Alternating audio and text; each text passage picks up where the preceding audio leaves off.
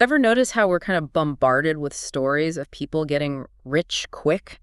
Yep. Like winning the lottery or hitting it big in Silicon Valley? Yeah, for sure. But it makes you wonder, what about all the people out there quietly building wealth? Like the folks you might just walk past every day and never realize they're actually millionaires. Right, right. And even more interesting, I think, is why some people with really good incomes never seem to build that kind of lasting financial security. That's exactly what we're diving into today. Yeah, with a real classic. This one's a big one. The Millionaire Next Door, Thomas J. Stanley and William D. Danko, back from 1998. Such a foundational book. And what's so cool about it is it's not just like opinions or stories. Yeah, right. They did a ton of research for this, like surveys of actual millionaires, interviews with them, and the people who advise them on their money. Yeah, it really struck me how they defined wealth. It wasn't just about your yearly salary, was it? No, not at all. They were very specific about that. Their definition was net worth. So basically, all your assets minus any debts you have. Makes sense. And they were looking at people with a net worth of $1 million or more. Now, back then, in 98, that puts you in a pretty exclusive group. Yeah, I bet. Only about 3.5% of U.S. households. So a pretty small slice. Yeah. But then they went further with this super interesting idea of being wealthy compared to your income and age. Yeah, that really got me thinking differently about what financial success even means. Right. It adds a lot more nuance. They used the example of Charles Bobbins, a fireman. His net worth was actually really strong for someone with his income and how far along he was in his career. So not earning a fortune, but managing his money well? Exactly. If his income suddenly stopped, he could keep his family's lifestyle going for like 10 years. Oh, that's real peace of mind. Total financial security. Okay. Then they contrast him with someone like Dr. Ashton. He's a physician, high income, also had $1 million net worth. Okay. But based on Stanley and Danko's calculations, he should have been worth way more by that point in his life. Interesting. So a millionaire on paper, but not quite living up to his earning potential. Right. Dr. Ashton is what they call an underaccumulator of wealth, or a UAW. A UAW. Yeah, it's like he's on this treadmill of high spending. Gotcha. And this brings us to another surprising finding early on in their research: the demographics of these millionaires. Yeah, this part was a real shocker for me. 80% of the millionaires they studied were first-generation rich. The first in their families to hit that level of wealth. It really blows apart that whole myth that most wealth is inherited. Totally. These were people who built their own fortunes. Self-made, for the most part. And there's even this interesting tidbit about ancestry they found. Like certain groups, English and especially Scottish descent, had more millionaires than you'd expect statistically. That makes you wonder if there's a cultural element to all this. Like maybe some cultures are just more prone to saving and being thrifty. Could be. But let's dig into the how. Like, what were these self-made millionaires actually doing to build their wealth? Stanley and Danko identified 7 common things they all seem to share. Okay, yeah, let's break those down. So what was the first one? They live well below their means. And I don't just mean being a little careful. It's a real deep commitment to frugality. I'm all ears. Tell me what that looked like in practice for the millionaires in their research. Okay, so one really striking example is their clothing. They found that most of these millionaires had never spent more than $399 on a suit. Wow. Let that sink in. That's pretty wild when you think about the image we often have of wealthy people, right? Totally. Designer everything, fancy European cars. Right. The media loves to focus on that flashy stuff, celebrities, athletes, whoever's making a splash with their money. Exactly. But this book is saying, hey, those folks might not actually be good at building wealth. Right. They might be making millions, but if they're spending it all, their net worth might not be that impressive. It's like they're stuck in this cycle of high earning and high spending. Yeah, they're more like Mr. King, this highly publicized guy in the book who throws his money around. Okay. As opposed to Johnny Lucas, also a millionaire, but lives a much more under-the-radar life because he's not spending lavishly. So it's about being financially smart, not just looking rich. Exactly. It's prioritizing financial independence over showing off. I like that. What's the second common denominator? This one's all about how they use their time, energy, and money. They make sure those resources are all going towards building wealth. So being intentional with your actions. Yes. It comes down to planning and budgeting carefully. It doesn't matter how much you earn if you don't have a handle on where it's all going. That makes a lot of sense. You can't build anything solid without a plan, right? Right. They compare Mrs. Rule, this millionaire auctioneer, to a couple named Robert and Judy. Mrs. Rule meticulously tracks her spending. She knows where every dollar goes. Exactly. Yeah. She even budgets for things like gifts and holidays. Wow, that's impressive. And it pays off. She was making about $90,000 a year, but her net worth was over $2 million. Okay. Robert and Judy, on the other hand, earned double that, but had accumulated way less wealth.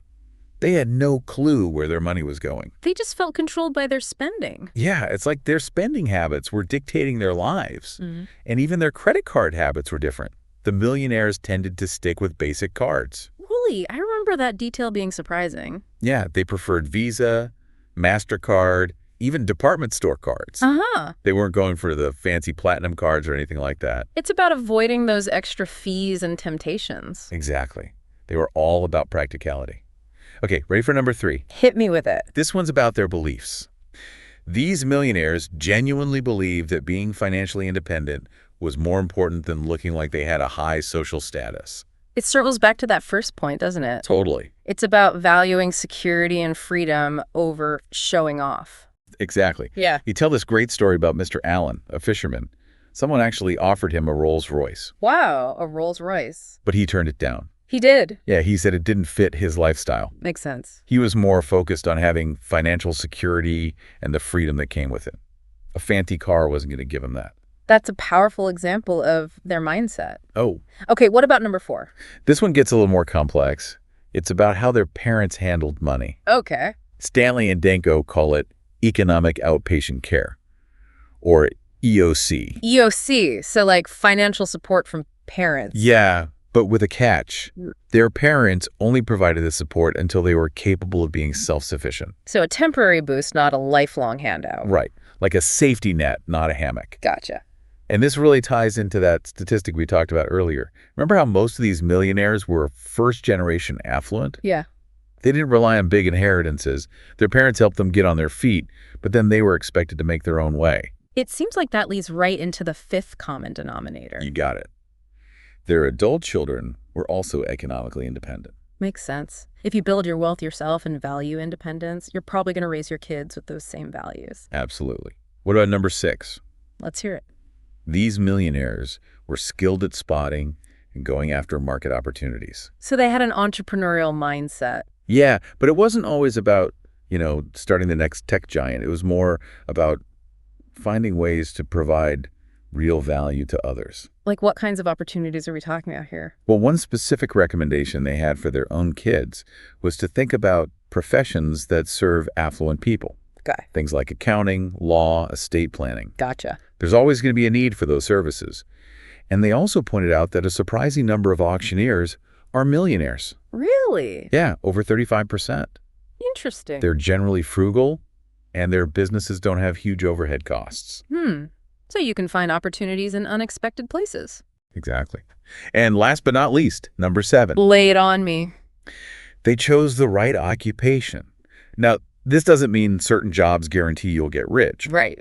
But their research did show that some professions, especially owning a business, were more likely to lead to building wealth. Okay, that makes sense. A lot of the millionaires they studied were business owners who had been in the same town and industry for a long time. So building something solid over the long haul. Yeah. And remember how a good chunk of those top entrepreneurs in INC magazine were first-generation Americans? Yeah, it's all connected.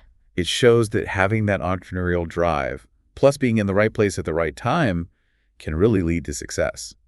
Okay, these 7 common denominators paint a pretty clear picture of how these millionaires got to where they are. Yeah, and the book goes even deeper. They compare the folks who are really good at building wealth with those who aren't. They call them PAWs and UAWs. Optics and UAWs. Kitschy. Right. Prodigious accumulators of wealth, so the PAWs, have a really high net worth compared to their income and age. They're crushing it. Exactly. Then you've got the underaccumulators of wealth, the UAWs, whose net worth is lower than you'd expect based on how much they earn and how old they are. And they use those 2 doctors, Dr. North and Dr. South, to really illustrate this difference. Perfect examples. They're both physicians, so potentially high earners, but their financial outcomes are totally different. Okay, so walk me through those differences. Like, in their day-to-day lives, what sets a PAW apart from a UAW? Well, the PAWs, like Dr. North, are all about budgeting carefully. They start saving and investing early on, even when their income is still pretty low. Smart. And they're super conscious about controlling their spending. Dr. North even had this rule for himself. He'd always use a big chunk of his savings for any major purchases. Wow, that takes discipline. The UAWs, like Dr. South, are kind of the opposite. They prioritize spending and only save whatever's left over, if there's anything at all. It's like they're focused on maintaining a certain lifestyle first and foremost. Exactly. Remember how Dr. South was obsessed with getting the best deal on a new car, even though it meant spending a ton of time and energy on it? Yeah, he was always trying to negotiate and research every little detail. And he always wanted the newest model, a real classic UAW move.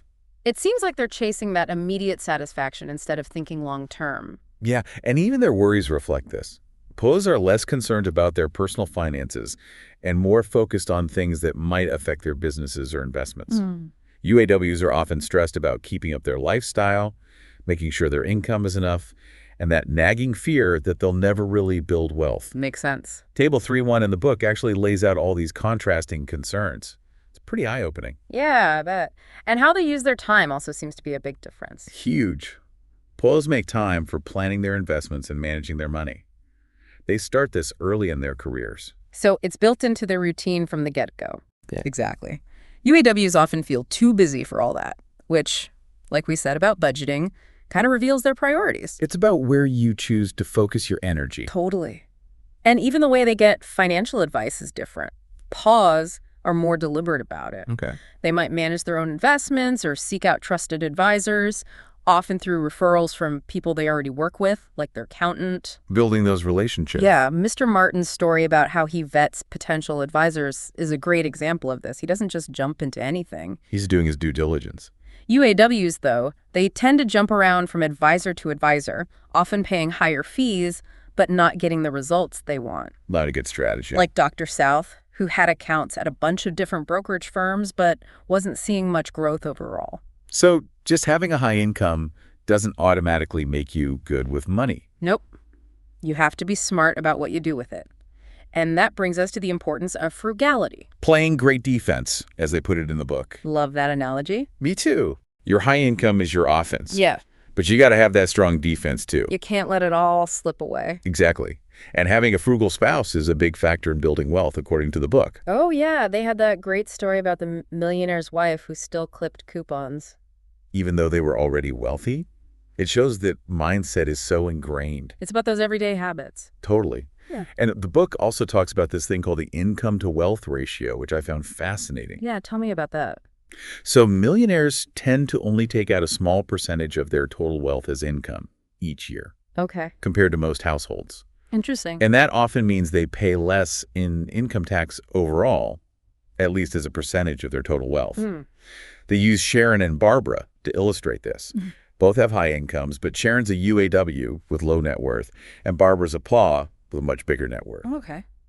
Sharon ends up paying a larger chunk of her limited wealth in income taxes because so much of her money is coming in as income. Gotcha. So she's paying more in taxes even though she's not as wealthy overall. Exactly. And from the IRS's perspective, this helps explain why, even as we have more and more millionaires, it doesn't always translate to way more income tax revenue. Because a lot of their wealth is tied up in assets that aren't taxed until they're sold. Right. Now let's talk about something that can get kind of tricky. Intergenerational wealth transfer. Okay. Or as Stanley and Danko put it, economic outpatient care. Or EOC. EOC. So this is about how parents financially support their adult children, right? Yeah, and it's a really nuanced area. Yeah. On the surface, it seems great. You know, parents wanting to help their kids and grandkids. Yeah, totally. Give them a better life, help them financially. But the book raises some really important concerns about giving too much. Okay, what kind of concerns? Well, they found that over 46% of affluent parents give significant financial support to their adult kids and grandkids every year. That's a lot. It is. And this EOC can be anything from paying for private school for the grandkids to helping with mortgages to straight up giving forgiveness loans. Loans they don't expect to be repaid. Right. And the reasons behind it are usually good. Parents love their kids. They want to give them more opportunities. Maybe they're thinking about estate planning. Makes sense. But the book argues that if you give too much, too freely, it can actually create problems. Problems? Uh, Like what? well, it can make adult children financially dependent. So they never really learn to stand on their own 2 feet. Exactly. And it can lead to a sense of entitlement. Like they're owed that money. Yeah, what they call the montage effect. The montage effect. It's like the kids start seeing their parents' wealth as part of their own income. Just there to be spent. Yeah. And there's even some evidence that kids who get a lot of EOC might actually end up with a lower net worth and lower income than their peers who don't get that support. Wow, really? That's counterintuitive. It is. Table 5.2 in the book lays this out. They use Mary and Lamar as an example. They've been relying on Mary's mother's money for years. So it's become a crutch. Exactly. But the book does say that some forms of EOC are better than others. Like what? Well, helping with education or giving money to start a legitimate business.